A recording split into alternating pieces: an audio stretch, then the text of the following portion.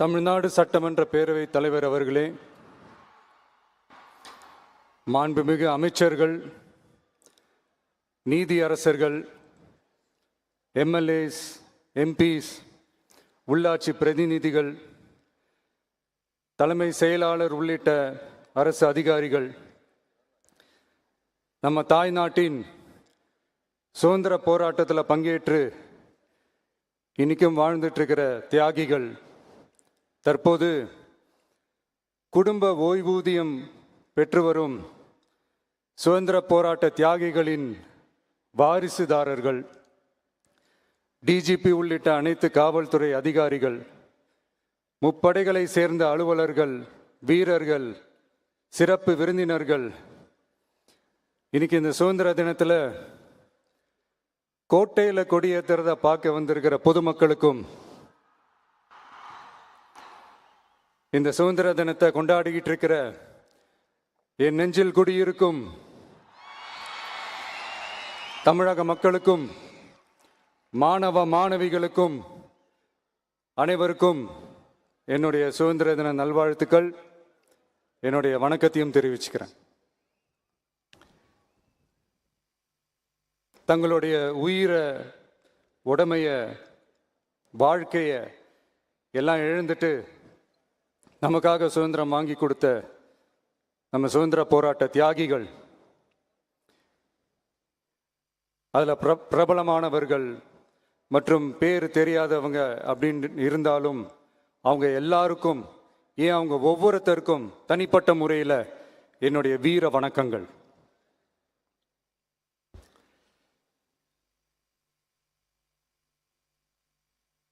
நம்மளை ஒரு அடிமை மாதிரி வச்சிருக்காங்க அப்படின்னு தெரிஞ்சிட்டாலே மக்கள் மத்தியில் ஆட்டோமேட்டிக்காக ஒரு ஒற்றுமை ஒன்று வர ஆரம்பிக்கும். எல்லாரும் ஒரே மாதிரி யோசிச்சு ஒன்று சேர ஆரம்பிப்பாங்க. அப்படி ஒன்று சேர்ற இடத்துல தான் சாதி உடையும், மதம் உடையும், மொழி, இனம் இந்த மாதிரி எல்லாமே உடஞ்சி நொறுங்கும். அப்படி உடஞ்சி நொறுங்குற இடத்துல தான் கிடைக்கிறது தான் உண்மையான சுதந்திரம். அதுதான் நம்ம மகாத்மா காந்திஜி அவர்கள் அவங்களுடைய தலைமையில் 1947 இதே இந்த ஆகஸ்ட் 15 நமக்கு அந்த சுதந்திரம் கிடைச்சிது. இன்னைக்கு நம்ம எல்லாரும் அந்த சுதந்திரத்தை கெட்டியாக பிடிச்சிக்கிட்டு படிப்படியாக டெவலப் ஆகி வந்துக்கிட்டே இருக்கிறோம்.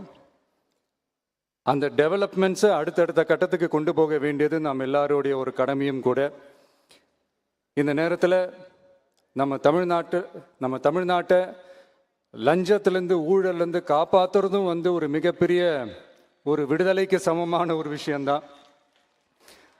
அதை நோக்கி தான் நம்ம அரசும் செயல்பட்டுக்கிட்டு வந்துக்கிட்டு இருக்கு.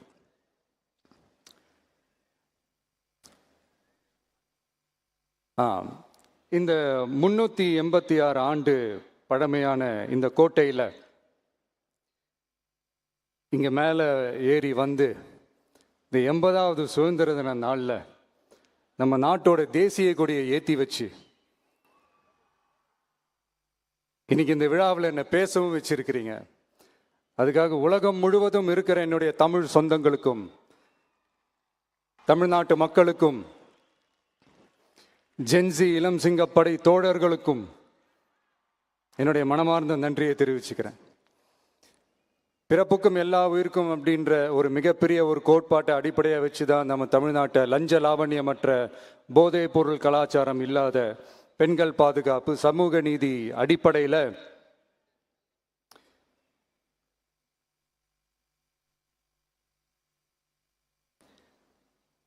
ஒரு வெளிப்படையான, ஒரு உண்மையான, ஒரு நேர்மையான ஒரு நிர்வாகமாக இதை நாம் செயல்பட்டுக்கிட்டு வந்துக்கிட்டு இருக்கிறோம். பொது வாழ்வில் சமரசம் இருக்கவே கூடாது. மக்கள் நலன் தான் மிக மிக முக்கியமான ஒரு விஷயம். அந்த அடிப்படையில் தான் தமிழக வெற்றி கழக அரசு செயல்பட்டுக்கிட்டு வந்துக்கிட்டு இருக்கோம். அதே அடிப்படையில் தான் மக்கள் நலன் சார்ந்த திட்டங்கள்லையும் நம்ம சென்ட்ரல் கவர்மெண்ட்டோட நிர்வாக ரீதியாக ஒத்துழைப்போட இருக்கிறோம். But at the same time நம்ம தமிழ்நாடு கொள்கைகள்னு வந்துட்டா மாநில உரிமைகளுக்கு எதிரான முடிவுகள்லையும் சரி, தமிழ்நாட்டுக்கு எதிரான கொள்கை முடிவுகள்லையும் சரி, நம்ம டிவிகே அரசு எப்பவுமே எதிர்க்கும். அதில் எந்த மாற்று கருத்துமே கிடையாது. அதே மாதிரி இதுக்கு முன்னாடி நிறையா திட்டங்கள்லாம் கொண்டு வந்திருக்காங்க. அதில் எதெல்லாம் மக்களுக்கு யூஸ்ஃபுல்லாக இருக்கிற மாதிரி திட்டங்கள் இருக்கோ அதெல்லாம் கண்டினியூ பண்ணிக்கிட்டு தான் இருக்கிறோம். ஃபார் எக்ஸாம்பிள், ஜெயலலிதா மேடம் கொண்டு வந்த அம்மா உணவகம் திட்டம், அது இன்னும் மெருகேற்றி கண்டினியூ பண்ணிக்கிட்டு தான் இருக்கிறோம். அது மாதிரி காலை உணவு திட்டம், அதையும் இன்னும் விரிவுபடுத்தி 6th ஸ்டாண்டர்ட்லேருந்து 8th ஸ்டாண்டர்ட் வரைக்கும் அதையும் விரிவுபடுத்தி வர செப்டம்பர் 17ஆம் தேதி பெரியார் அவர்களுடைய பிறந்த நாள் அன்னைக்கு அதை தொடங்க இருக்கிறோம். ஸோ நம்மளுடைய அரசு, உங்களுடைய அரசு இந்த 3 மாதம் ஆகுது. இந்த 3 மாதத்தில் விவசாயிகளின் பயிர்க்கடன் ரூபாய் 5032.23 கோடி தள்ளுபடி செய்யப்பட்டுள்ளது. குறுவை சாகுபடி தொகுப்பு திட்டத்திற்கு ரூபாய் 134.83 கோடி வழங்கப்பட்டுள்ளது. ஒன்றிய அரசு நிதியுடன் ரூபாய் 12,642 கோடியில் 125 நாள் வேலைவாய்ப்பு திட்டம் மற்றும் ஜல் ஜீவன் குடிநீர் திட்டம் ரூபாய் 18,123.05 கோடியில் செயல்பாட்டிற்கு கொண்டு வரப்பட்டுள்ளது. சுகாதாரத்துறையில் சேவைக்கு நலம் AI செயலி கொண்டு வரப்பட்டுள்ளது. பேரறிஞர் அண்ணாவின் பிறந்த நாளான செப்டம்பர் 15ஆம் நாள் தாய் மாமன் தங்க மோதிர திட்டம் ரூபாய் 755.83 கோடியில் தொடங்கப்பட உள்ளது.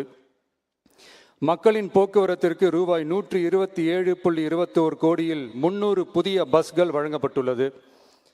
தமிழ்நாட்டில் மது பழக்கத்தை குறைத்திடும் வகையில் முதற்கட்டமாக 717 டாஸ்மாக் கடைகள் மூடப்பட்டுள்ளன.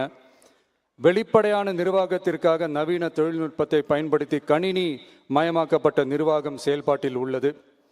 முன்னெப்போதும் இல்லாத ஆளில்லா பத்திரப்பதிவு செயல்பாட்டிற்கு கொண்டு வரப்பட உள்ளது. கோயில் நிலங்கள் கணக்கெடுக்கப்பட்டு அனைவருக்கும் தெரியுமாறு ஆன்லைனில் ஏற்றப்படுகிறது. வருவாய்த்துறையில் அனைத்து சான்றிதழ்களும் 15 தினங்களுக்குள் வழங்கப்படுகிறது. லஞ்சம் வாங்குவதை புகார் செய்ய புதிய வாட்ஸ்அப் எண் அறிவிக்கப்பட்டுள்ளது. அரசின் வருமானம் தனிநபருக்கு செல்வது தடுக்கப்பட்டுள்ளது. அனைத்து துறைகளிலும் லஞ்சம் ஊழல் ஒழிக்க தொடர் நடவடிக்கை எடுக்கப்பட்டு வருகிறது.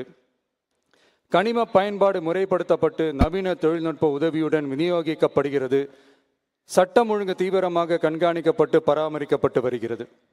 ஜூன் மாதம் 29, 30ஆம் தேதியில் நடந்த மாவட்ட ஆட்சியர் மற்றும் காவல் கண்காணிப்பாளர் மாநாட்டில் சட்டம் ஒழுங்கு பிரச்சனையில் கடுமையான நடவடிக்கை எடுக்க உத்தரவு போட்டிருக்கிறோம்.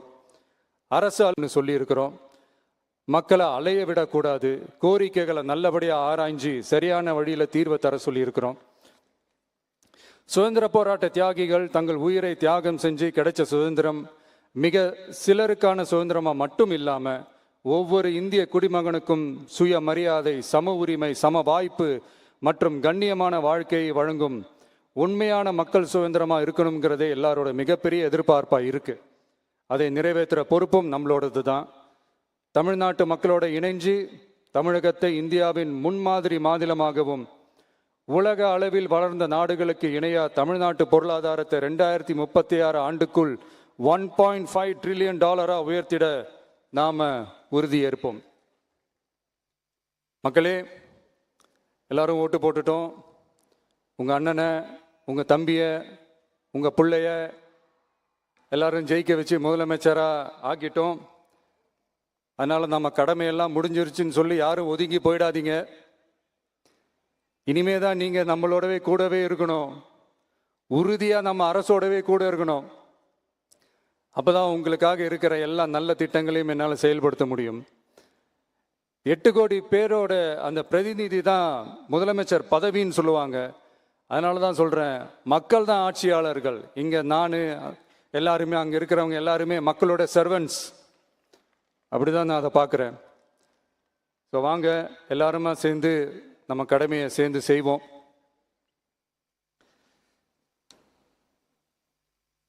நம்ம அரசுக்கு எதிரான சக்திகளையும் சரி சதிகளையும் சரி முறியடிப்போம். நீங்கள் எல்லாரும் நம்மளோடு இருக்கும்போது எனக்கு வேற என்னங்க கவலை? நல்லதை மட்டுமே நோக்கி நகருவோம். அப்படி நல்லதை மட்டுமே நோக்கி நகரும் உங்கள் அரசு உங்களுடைய எதிர்பார்ப்புகளையும் உங்களுடைய கருத்துக்களையும் மனசில் வச்சுக்கிட்டு தான் நல்ல சிறிய புதிய அறிவிப்புகளை அறிவிக்க இருக்கிறோம். அதில் ஒரு சிலதை மட்டும் இங்கே நான் படிக்கிறேன். ஒன்று, தாய்நாட்டிற்காக தன்னலமற்ற தியாகம் செய்து நமது நாட்டின் பாதுகாப்பிற்காக அரும்பாடுபட்ட முன்னாள் படை வீரர்களின் நலன் கருதி அவர்களது 2 மகள்களுக்கும் வழங்கப்படும் திருமண நிதி உதவி 25,000 ரூபாயிலிருந்து 50,000 ரூபாயாக உயர்த்தி வழங்கப்படும். 2, மாற்றுத்திறன் கொண்ட முன்னாள் படை வீரர் மற்றும் அவர்களை சார்ந்தோர்களுக்கு வழங்கப்பட்டு வந்த மாதாந்திர நிதியுதவி 5,000 ரூபாயிலிருந்து 7,000 ரூபாயாக உயர்த்தி வழங்கப்படும். 3, மாநில அரசால் விடுதலை போராட்ட வீரர்களுக்கு வழங்கப்பட்டு வரும் மாதாந்திர ஓய்வூதியம் 23,000 ரூபாயாக உயர்த்தி வழங்கப்படும். 4, மாநில அரசால் விடுதலை போராட்ட தியாகிகளின் குடும்பங்களுக்கு வழங்கப்பட்டு வரும் மாதாந்திர குடும்ப ஓய்வூதியம் 12,500 ரூபாயாக உயர்த்தி வழங்கப்படும். 5, வீரபாண்டிய கட்டபொம்மன், முத்துராமலிங்க, விஜய ரகுநாத சேதுபதி, மருது சகோதரர்கள் மற்றும் வாவு சிதம்பரனார் ஆகியோரின் வழித்தோன்றல்களுக்கு வழங்கப்பட்டு வரும் மாதாந்திர சிறப்பு ஓய்வூதியம் 11,500 ரூபாயாக உயர்த்தி வழங்கப்படும். இவற்றிற்கான அரசாணைகள் அரசால் வெளியிடப்பட்டுள்ளது.